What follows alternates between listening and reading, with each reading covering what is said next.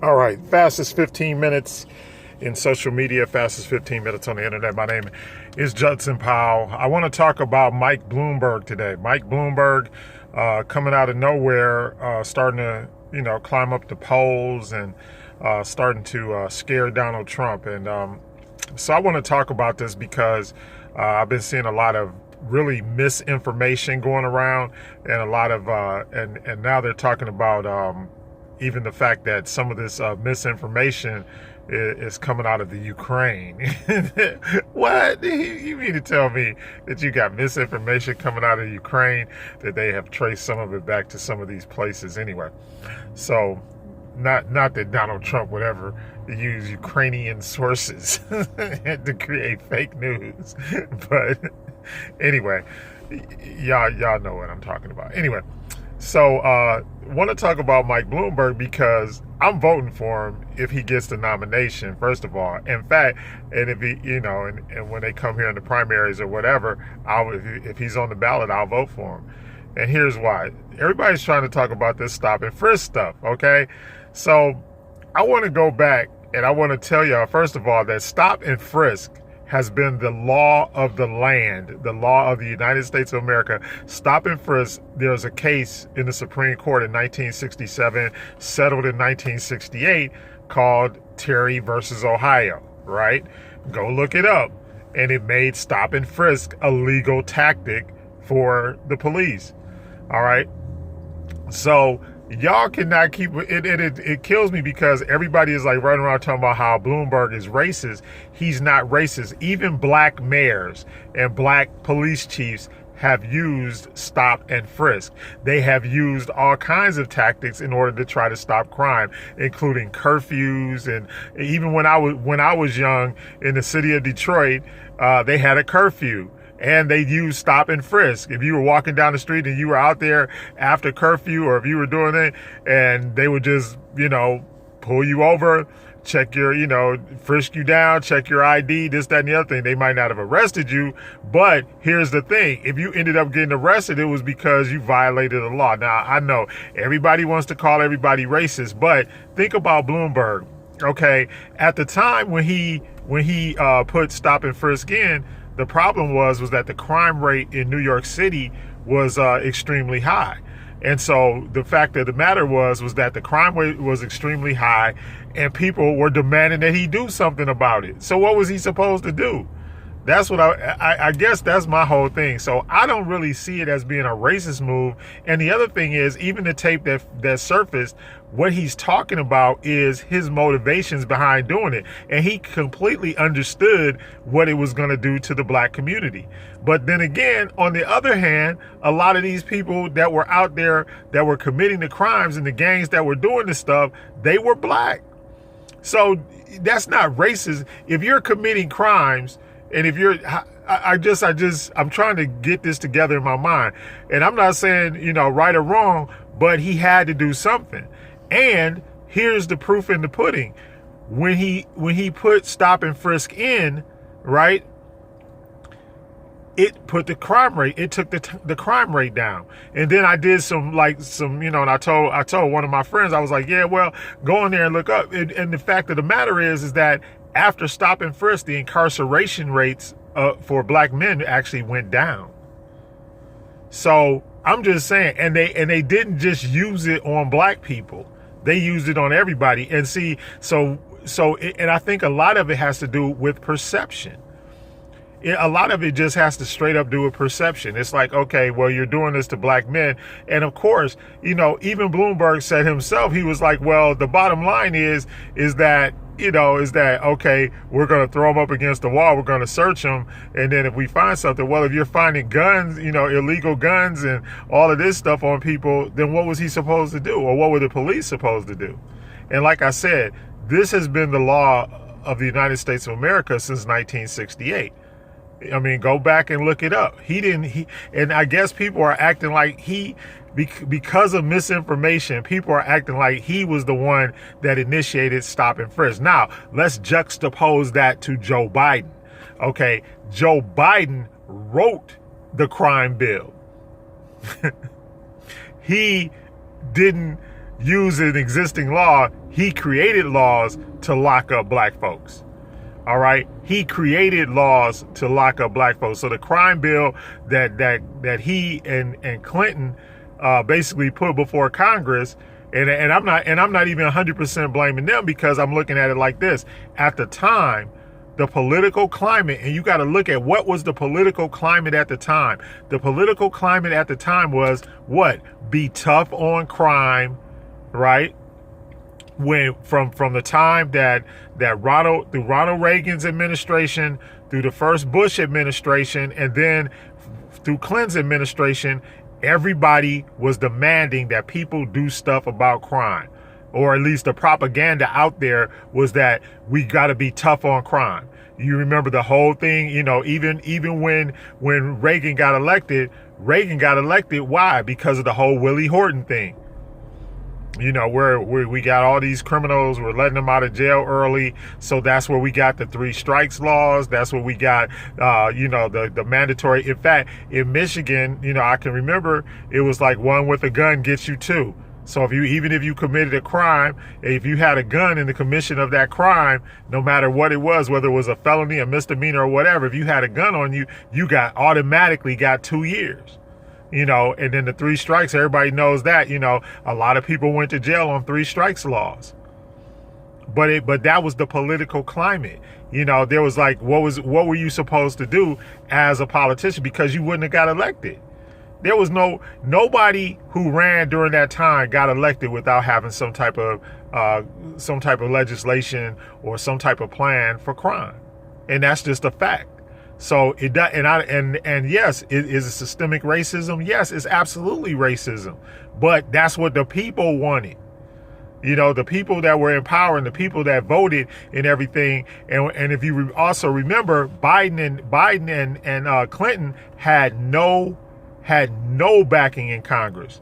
Okay, so there was a Democratic president, and we controlled neither the House nor the Senate. So. And the same thing was true, when Bloomberg got in, it was like, that's what because New York City at one time, it was like a joke. Like if you go to New York City, you were going to get mugged. That was even, all over the T. It's almost like in the 70s or 70s and early 80s, when every time somebody brought up, and I keep on bringing up Detroit, but it's like every time somebody brought up Detroit, they were like, yeah, we got a hitman from Detroit. The guy, yeah, he's going to come here and he's a hitman. I remember when I first went to college, and people, you tell people you're from Detroit, they think you're going to kill them, and most people in Detroit were cool.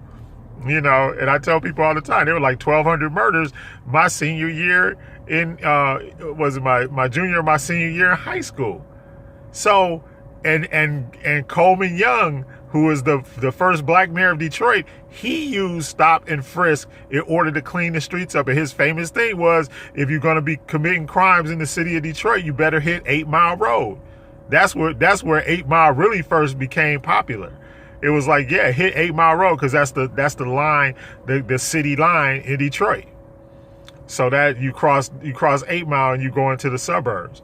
So he was like, look, you're not going to commit crimes in Detroit. And they used stop and frisk. So did they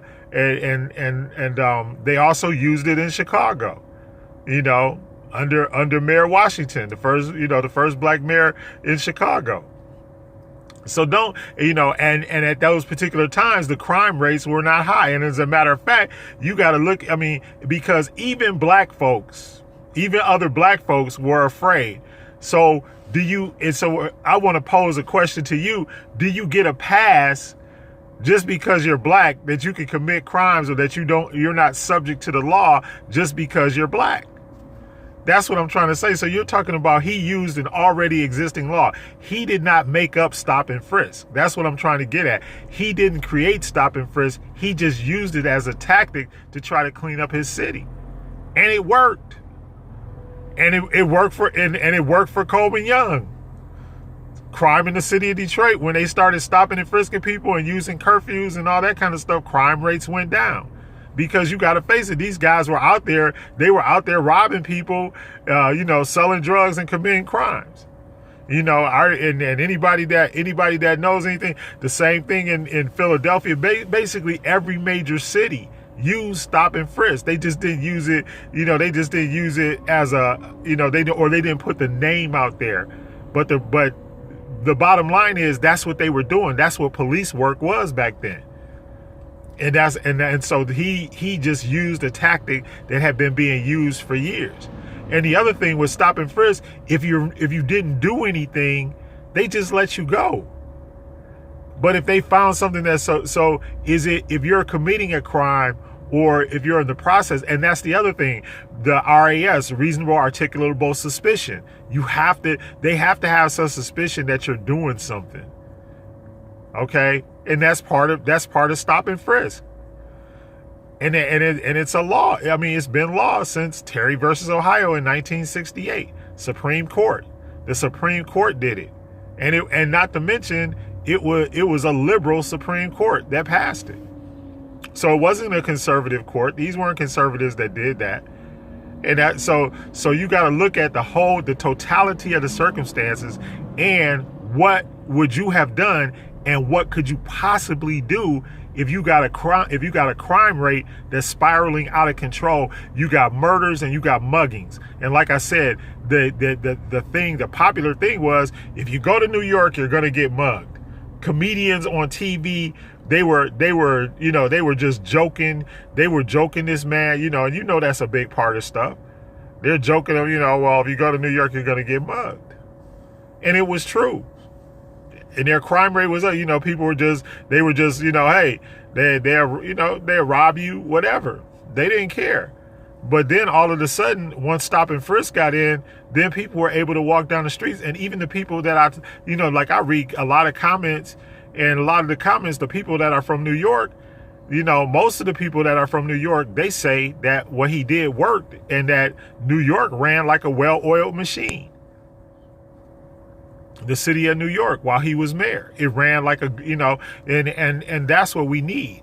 So sometimes we have to look aside. Okay, yeah, is it innately, or is it on the surface? Is it racist? Yeah, but you got to dig deeper than what's on the surface, because you could call anybody a racist. But we know one thing. We know Trump is a racist. Listen, and we know that every single policy, look, we saw him give Rush Limbaugh the Medal of Freedom. All right, and the other thing is that with Bloomberg runs in the same business circles that Trump runs in, and he has been successful. Trump has not been successful in business. Bloomberg has been extremely successful, and he is a proven leader and a good politician. So, he put it this way, stop and frisk solved a problem that their city had. And that's what leaders are supposed to do. Did he have to make a tough choice? Yeah, but that's what leaders have to do. Every decision that you make as a leader is not going to please everybody, and you got to make tough decisions. But he's a man that makes tough decisions. But you see, even by the tape that they released, that he was concerned about it enough to have a meeting about it and to sit there and to discuss it with people. And the other thing is that he is, at this point, he's discussing issues that concern black people. All we got to do is hold him accountable. If he says something, then hold him accountable for it. And that's been the whole problem with us for a long time. We don't hold people accountable for anything, Hold him accountable. If he makes a promise or whatever, or he comes with an agenda, then hold him accountable for it. But you can't go like 10 years ago for a political climate that was happening 10 years ago and then judge him and say he can't do this or he can't do that. And like I said, the difference between him and Biden wrote the bill. He wrote the laws that made us, that incarcerated us, and he preyed on us as people. Difference than using the already existing law that already existed and said, okay, let's just enforce it this way because this is what we can do legally. He didn't make up anything new. Anyway, that's the way I feel. That's my humble opinion. Whatever. Y'all can hate on me. Y'all just leave your hate in the comments. I love you. Hit the like button, hit the subscribe button, hit all the buttons, but most of all, hit the love button and vote for Bloomberg. Team Bloomberg.